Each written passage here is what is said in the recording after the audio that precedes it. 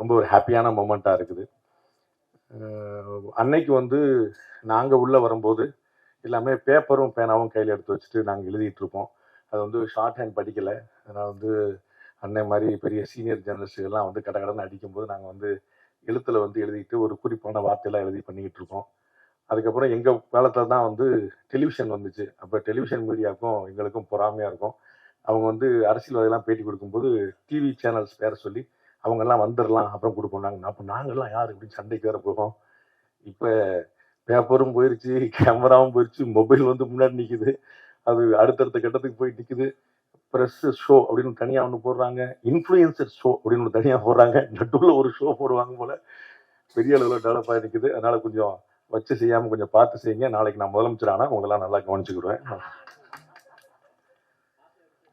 பன்னீர் அண்ணன் வந்து கேமராமேன், அவங்களுக்கு தான் நான் வந்து முழு நன்றியை சொல்லணும். அது வந்து ரொம்ப பியூட்டிஃபுல்லாக என்னையும் பார்க்கும்படியாக காட்டினவர். ஏன்னா நேர்கொண்ட பார்வையோ ரணசிங்கமோ மற்ற படங்கள்லாம் வந்து அந்தந்த நட்சத்திரங்கள் கூட நடித்ததுனால நமக்கு வந்து ஒரு வெளிச்சம் கிடைச்சிருச்சு. இதில் வந்து ஒரு இருட்டான அறை, ஒரு விடிகாலை பொழுது, அது வந்து ஒரு 4க்கு 4 அறை. அதில் வந்து எவ்வளோ தூரம் ஆங்கிள் வைக்க முடியுமோ நம்ம அண்ணன் சுருணை சிவானன் சொன்ன மாதிரி வந்து அது ஒரு சிறை அறைக்குள்ளே நடக்கக்கூடிய ஒரு இடத்துல மொத்தம் 4 சோறு தான். அப்போ எவ்வளோ மல்டிபிள் ஃப்ரேம் வச்சா ஒரு வெரைட்டி கிடைக்கும் அப்படிங்கிறத வந்து பன்னீர் அண்ணன் வந்து படாத பாடுபட்டு எடுத்தாங்க. அது வந்து கிட்டத்தட்ட ஒரிஜினல் சிறையிலே எடுக்கப்பட்ட விஷயம். அது வந்து அண்ணனுடைய எக்ஸ்பீரியன்ஸை நான் வந்து அன்னைக்கு பார்த்தேன் கண் கூட. ரொம்ப மறக்க முடியாத ஒரு கேரக்டர், ரொம்ப இன்ட்ரெஸ்டிங்காக இருந்தது. கவிதா பாரதி அவர்கள் வந்து நிறையா சொன்னாங்க. வந்து நம்ம என்ன சொன்னாலும் நேர் எதிர நிற்பார் அப்படின்னு. நான் ஒரு பக்கத்துலேயே தான் வர்றேன்றேன், அவர் தான் தள்ளி தள்ளி விடுறாரு. இன்னைக்கு கூட கடைசியில் அவர் பக்கத்தில் உட்கார்ந்தேன், அவர் தான் தள்ளி விட்டு போய் நடுவில் போங்க நடுவில் போனார். நடுவில் போங்க, மத்தியில் போங்க, ஒன்றியத்துக்கு போங்கன்னு அனுப்பி விடுறது பூரா அவங்க. அனுப்பி விட்டுட்டு நாங்கள் கடைசியில் இருக்கோம், அவர் பார்த்தீங்களா மத்தியில் இருக்காருன்னு சொல்றது அவங்க. ரெண்டும் அவங்க தான் செய்யறாங்க. நம்ம என்ன செய்யறது? நம்ம எங்கே போச்சுட்டாலும் போகிற எங்கே வரச்சுனாலும் சொல்கிறோம். நம்ம வந்து அவ்வளோதான் பண்ணிட்டு இருக்கிறோம் வந்து. ஸோ அவங்க நினைக்கிற மாதிரி அப்படிலாம் ஒன்றும் பெரிய முரண்கள்லாம் ஒன்றும் கிடையாது. எங்கள் அண்ணன் அமீர் அண்ணன் அவங்களும் வந்து இதே மாதிரி வேற ஒரு நேர்காணலில் சொல்லும்போது சொன்னாங்க, அண்ணன் கவிதா பாரதி பயன்படுத்திய வார்த்தையை தான் சொன்னாங்க. நாங்கள் கொள்கைன்னு வந்துட்டா நாங்கள் எந்த நிலைப்பாடு எடுத்தாலும் அதுக்கு நேர் எதிர் நிலைப்பாடில் நிற்கிறவர் தம்பி பாண்டே. ஆனால் அவர் என்னுடைய உறவு, என்னுடைய நட்பு, என்னுடைய தம்பி அவர். ஆனால் யாரையுமே ஒரு வார்த்தை கூட மரியாதை குறைவாக பேச மாட்டார். ஒரு திருன்னு சொல்லியோ ஒரு அவர்கள்னு சொல்லியோ சொல்லாமல் சொல்ல மாட்டார் அப்படின்னு சொன்னார்.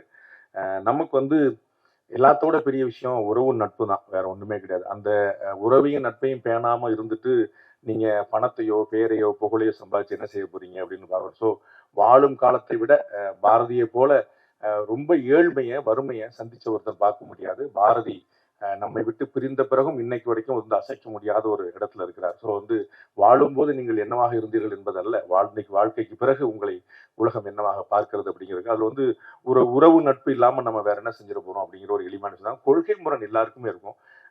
இந்தியாவில் நடக்கக்கூடிய பாதி கொலைகள் அண்ணன் தம்பிக்குள்ளேயும் புருஷன் பொண்டாட்டிக்குள்ளேயும் தான். உங்களுக்கு தெரியும், நம்ம சொத்து தகராறில் அண்ணன் வெட்டி கொள்ளிடும். கூட பிறந்த அண்ணன் ஒரு தாய் மக்கள்.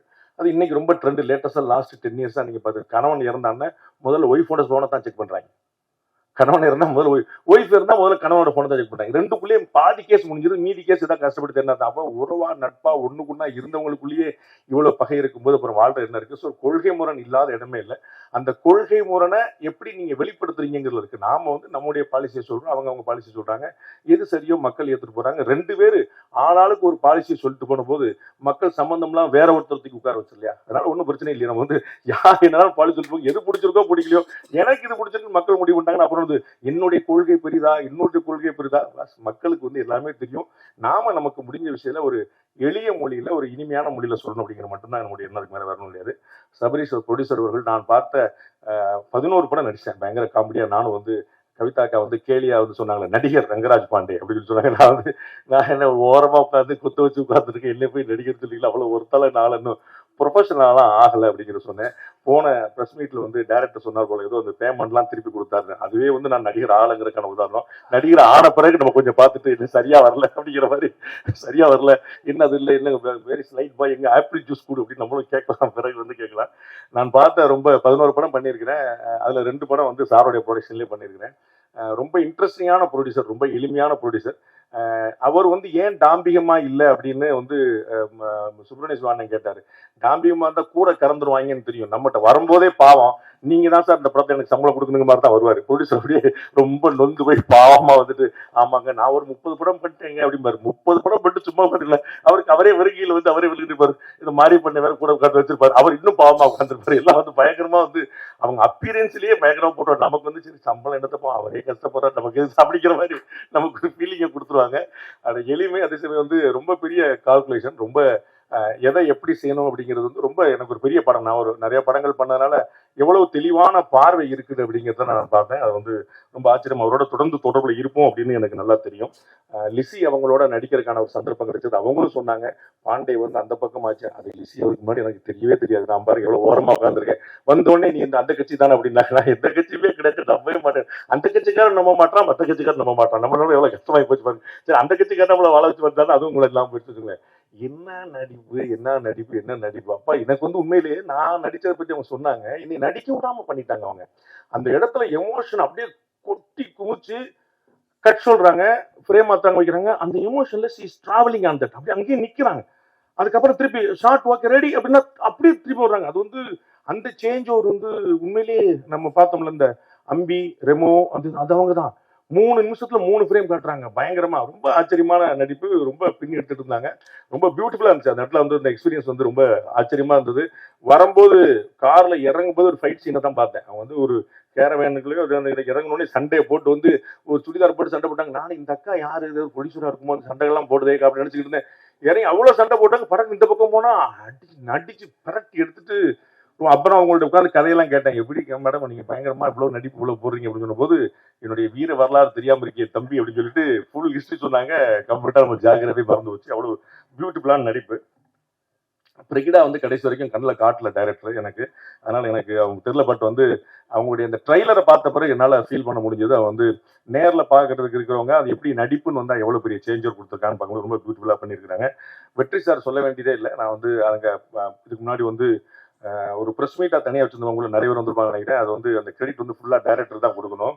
நம்ம சேனல்ஸ் இன்டர்வியூஸ் வந்து கொடுக்கும்போது 12 மணி நேரம் 15 இன்டர்வியூ அடி நாக்கு தள்ள அடிச்சு ப்ரொடியூசர் வந்து இல்லை சார் நீங்க கோஆபரேட் பண்ணுங்க சார், டைரக்டர் வந்து அடிச்சு விடவே இல்லை, அசரவே இல்லை. முதல்ல நாங்க 4 பேர் பேட்டி கொடுக்க ஆரம்பிச்சோம். 4 பேட்டிக்கு அப்புறம் வந்து 3 பேர் பேட்டி கொடுக்க ஆரம்பிச்சோம். 8 பேட்டிக்கு அப்புறம் 2 பேர் பேட்டி கொடுக்க ஆரம்பிச்சோம். என்னையும் விட மாட்டேன், நானும் கிளம்பிடலாம் பார்த்தேன். டைரக்டர் விட்டவே மாட்டேன். கதற கதற கதற கதற இன்னைக்கு சிஎம் பேசினார்ல அசம்பிளியில், அந்த மாதிரி வந்து கதற கதற கதற அடிச்சு 15 பேட்டி கொடுத்த அப்புறம் நம்ம வெளியே அனுப்புனாங்க. அப்போ வந்து நான் சொன்னேன், அந்த பேட்டில சொன்னதுதான் வந்து திரு வெற்றி அவர்களுடைய கண்ணு பேசுது. அது வந்து ஒரு பெரிய அளவுல வந்து ஒரு ரியாக்டிவான ஈஸா இருக்கு. அது வந்து ஒரு ஒரு ஆபீசர்கிட்ட பேசுறதுக்கும் ஒரு அம்மாட்ட பேசுறதுக்கும் அந்த சேஞ்ச் வந்து ரொம்ப பியூட்டிஃபுல்லா காட்டுறாரு. ரொம்ப ஆச்சரியமான நடிப்பு தரும். மற்ற ஜாலியான விஷயங்கள்லாம் ஒரு நிறைய இருக்கு அவருக்கு வந்து. பட் இந்த சீரியஸான விஷயத்த ஒரு டயலாக்கா டெலிவரி பண்றதுல வந்து ரொம்ப பெரிய பெரிய லென்த் டயலாக்ஸ் உங்களுக்கு தெரிஞ்சிருக்கும். அதை நேர்கொண்ட பார்வை படத்திலேயே அஜித் சார் சொல்லியிருந்தாங்க, 6 படத்துக்கான டயலாக்ஸ் அந்த ஒரே படத்தில் வச்சுட்டாங்க அப்படின்னு.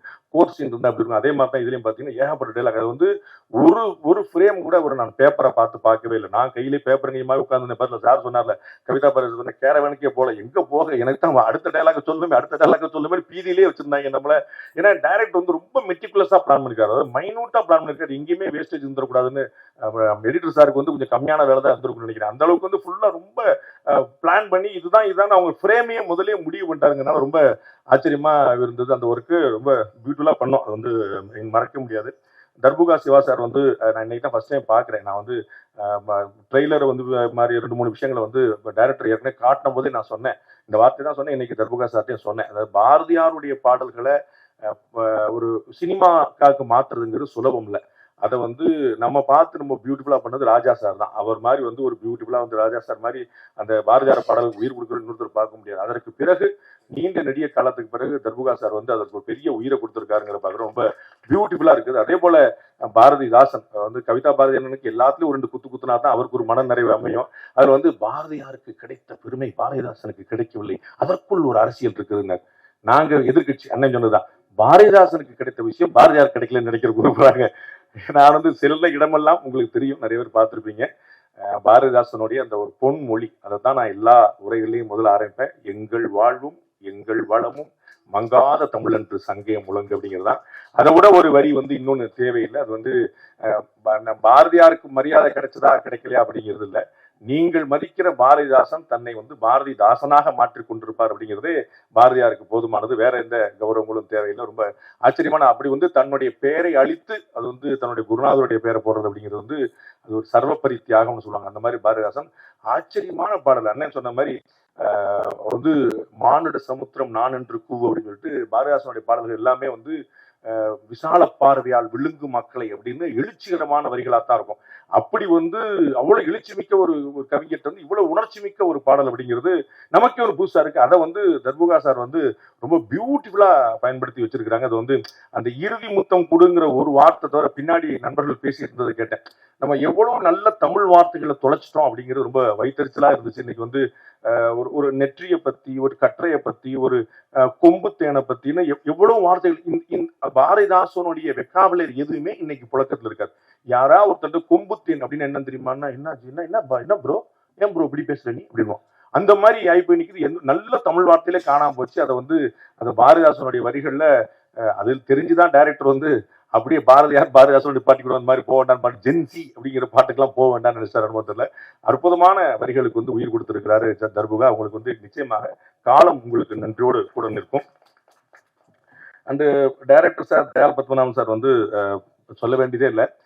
நானும் முதல்ல வந்து கன்னட டைரக்டர் தான் நினைச்சேன். தயால் பத்மநாபன் ரொம்ப காமன் நேம் தானே, அதனால கன்னட நடிகை இயக்குனர் போல இங்க வந்து பாவம் தமிழ்நாட்டில் கஷ்டப்படுறாருன்னு தான் நினைச்சேன். அப்படின்னா விழுப்புரம்னாரு தலைவா, நீ என்ன தலைவா அங்க போய் பின்னி எடுத்துட்டு இருக்க அப்படின்னு சொன்னா, அங்க வந்து உண்மையிலேயே படைப்பாளிகளுக்கு எப்படிப்பட்ட மரியாதை கொடுக்கப்படுகிறது என்பதை கன்னட திரையுலகம், கன்னட அரசுகளை பார்த்து தமிழ்நாடு அரசுகளும் கற்றுக்கொள்ள வேண்டும் நான் நினைக்கிறேன். ஏன் அப்படின்னா ஒரு 7-8 வருஷமா அவார்டே கொடுக்கல அப்படின்னு மொத்தமா கொடுக்குற பழக்கம்லாம் இங்க இருக்குது. அங்க வந்து எவ்வளவு பெரிய கௌரவம் வந்து எழுத்தாளர்களையும் படைப்பாளிகளையும் அமர வைத்து உட்கார வைத்து முதலமைச்சர்களும் அதிகாரிகள் வந்து நின்று கொண்டு விருது கொடுக்குற மாதிரி காட்சியெல்லாம் நம்ம பார்க்குறோம். அதெல்லாம் வந்து கற்பனை செய்ய முடியாத ஒரு உயரம். கேரளாவில் அந்த மாதிரி விஷயங்கள் இருக்கு.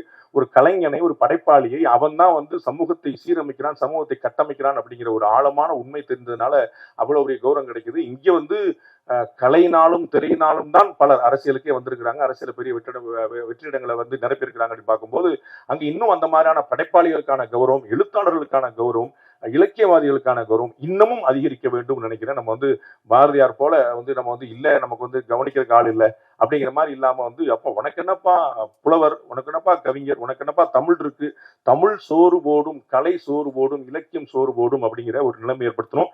அப்பதான் தமிழ் வாழும். அந்த மாதிரி ஒரு ஆச்சரியமான ஒரு இயக்குனர். நான் வந்து அவருடைய மெட்ரிகுலஸ் பிளானிங்கை வந்து பார்த்தேன். நான் வந்து ப்ரொடியூசர்கிட்ட அவ்வளோ புகழ்ந்து சொல்லியிருக்கிறேன் டைரக்டரை பத்தி.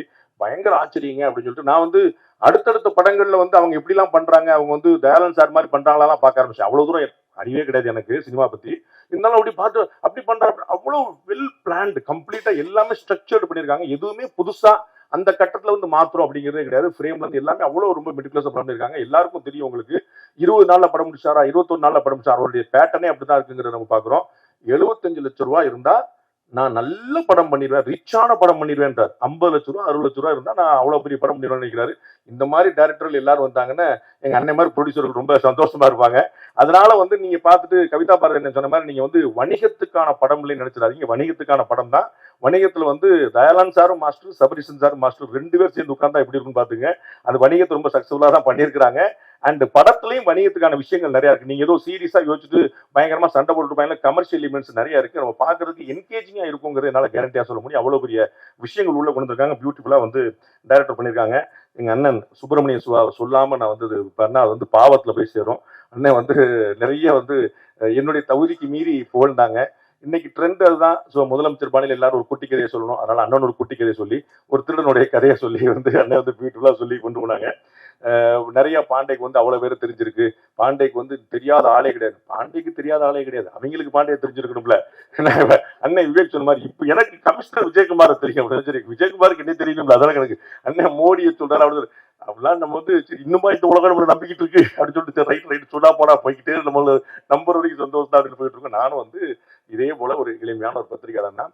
27 வருஷத்துல 20 வருஷம் டக்கர்ல பேப்பர் வச்சுட்டு கையில பேப்பர் வச்சுட்டு ரோடா சுத்திட்டு இருந்தவன். வெறும் டீ, வெறும் காஃபி. நான் சொல்லிட்டே இருப்போம், நம்ம வந்து சாலிடாவே எதுவும் ஃபுட்டு போக மாட்டேங்குது, எல்லாம் லிக்விடா ஃபுட்டு போயிட்டே இருக்கேப்பா அப்படின்னு சொல்லிட்டு அப்படி போயிட்டு இருந்த ஒருத்தன் தான். இறைவனோட கருணை, உங்களை போன்ற ஒரு 4 நல்ல மனிதர்களுடைய சந்தர்ப்பம் கிடைச்சது. அண்ணனுடைய வெள்ளை யானைக்காக நான் காத்திருக்கிறேன். அது வந்து ஒரு ஒரு ஆச்சரியமான ஒரு படைப்பு. அது வந்து அங்க அப்படியே தெரியலே நிக்குது, ஒரு ரஃப் கட்லயே நிக்குது. அது ஃபைனல் கட்டுக்கு எப்போ வரும்னு நான் பார்த்துட்டு இருக்கேன். அது வந்து நிறைய ஆச்சரியமான படம். உங்களுக்கு தெரியும், பெரிய பெரிய ஆட்கள்லாம் எப்பயுமே வந்து அண்ணனை கூட வச்சிருப்பாங்க.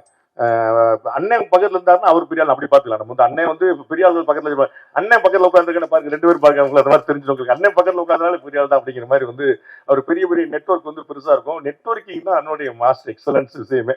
அது வந்து ஆக்சுவலா பாத்தீங்கன்னா அண்ணனுக்கு தான் தெரியாத ஆளே கிடையாது. ஓவர் த போன்ல வந்து நிறைய பேர் பிடிக்க முடியும். எனக்கு வந்து ரணசிங்கம் படத்தின் போது அண்ணன் வந்து ஒரு பெரிய தத்துவம் சொன்னார். அந்த தத்துவம் யார் சொன்னார்னு சொல்ல மாட்டேன், ஆனா அந்த தத்துவத்தை சொன்னார் எனக்கு அண்ணன். தம்பி, நான் அவர்கிட்ட பேசினேன் தம்பி. அவர் வந்து எனக்கு ஒரு அருமையான தத்துவத்தை சொன்னாரு. என்ன அப்படின்னு, ஒவ்வொரு நாளும் உன்னை விட வயதிலேயோ, அனுபவத்திலேயோ, பேர்லயோ, புகழ்லையோ, செல்வாக்குலையோ, கீர்த்திலையோ ஏதோ ஒண்ணுல உயர்ந்த 3 பேருக்கு தினசரி காலையில ஒரு தொலைபேசி அழைப்பு. அண்ணே நல்லா இருக்கீங்களாண்ணே அப்படின்னு ஒரு 3 டெய்லி ஒரு 3 பேர். அவர்களுக்கு என்னைக்கோ ஒரு நாள் தேவைப்படும் போது உன்னுடைய பேர் நினைவுல வரும். அண்ணன் எத்தனை பேருக்கு போன் போட்டிருப்பான்னு யோசிக்க. இந்த தத்துவத்தை வந்து வேறு ஒரு பெருமகனார் வந்து அண்ணனுக்கு சொல்லி, அண்ணன் வந்து கண்ணன் போல இருந்து எனக்கு இந்த உபதேசத்தை சொல்லி அதை வந்து நான் பச்சு பிடிச்சிட்டு இருக்கிறேன். அது வந்து டெய்லி ஒரு காலைல 3 பேருக்கு போன் அடிக்கலாம்னு பார்த்தேன், போன் நம்பர் தான் தெரிய மாட்டேங்குது. அதான் பெரிய பிரச்சனை. ரொம்ப இன்ட்ரெஸ்டிங்கான கேரக்டர். எல்லாத்தையுமே அந்த இருக்கக்கூடிய இடத்த வந்து அண்ணன் வந்து எப்பயுமே ஒரு ஹாப்பியா வச்சிருப்பாரு. ரொம்ப ஒரு மகிழ்ச்சி அந்த இடத்துல பரவிடும். அது போன்ற ஒரு நல்ல மனிதரோட தொடர்பு இருக்குதான் நமக்கு ஒரு பெரிய புண்ணியம். இது வந்து ஒரு அற்புதமான படம், கேரண்டியானாலும் சொல்ல முடியும். படத்தோடைய இங்க மேடையில வந்து சொன்னாங்க, அண்ணன் கவிதா பாரதியன் எல்லாருக்கும் சேர்த்து அவரே ஓட்டு போட்டாரு. வந்து இங்க இருக்க பலருக்கும் பாண்டேக்கும் உடன்பாடு கிடையாதுன்னு அவரே சொல்லிட்டாரு. அதனால வந்து அப்படி இருக்கலாம். உங்களுக்கு நீங்க நினைச்சிட்டு இருக்கீங்க ப்ரொடியூசர் என்ன கலர் சட்டை போட்டிருக்காருன்னு பாத்துக்கோங்க. டைரக்டர் யாருன்னு நான் யார்ட்டையும் சொல்ல மாட்டேன், எனக்கு மட்டும் தான் தெரியும். இந்த மாதிரி ஒரு கிளப்பி விட்டு போயிட்டு அவங்க இல்லைன்னு சொல்ல மாதிரி. கொள்கை இது வந்து எனக்கு இந்த படத்துடைய கொள்கையில் உடன்பாடு இருக்கா இல்லையாங்கிறதுல நான் இந்த படத்தில் நடிப்பதற்கு கூலி வாங்கியிருக்கிறேன். அந்த கூலிக்கு விசுவாசமாக உழைக்க வேண்டும் என்பது மட்டும்தான் என்னுடைய நோக்கம்.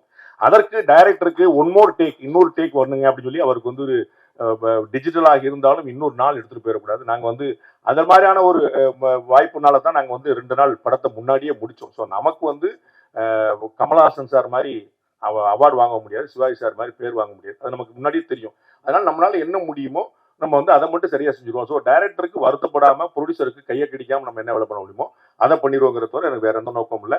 அந்த வகையில் இது வந்து ஒரு பியூட்டிஃபுல்லான இன்ட்ரெஸ்டிங்கான படம். அதை வந்து நான் உள்ள கான்ட்ரிபியூட் பண்ணும் போதும் எனக்கு ஒரு பெரிய ஒரு ஈர்ப்பை ஏற்படுத்தி இருந்துச்சு, அது ஒரு பிணைப்பை ஏற்படுத்திச்சு. நான் அப்படிதான் எல்லா இடத்துலையுமே ஒர்க் பண்றேன். அதனால ஒரு பியூட்டிஃபுல்லான படம் பாருங்க. உங்களுடைய நியாயமான விமர்சனங்களை வைங்க, நிறைய நண்பர்கள் கொண்டு போய் சேருங்க. இறைவன் துணை இருக்கும். நன்றி, வணக்கம்.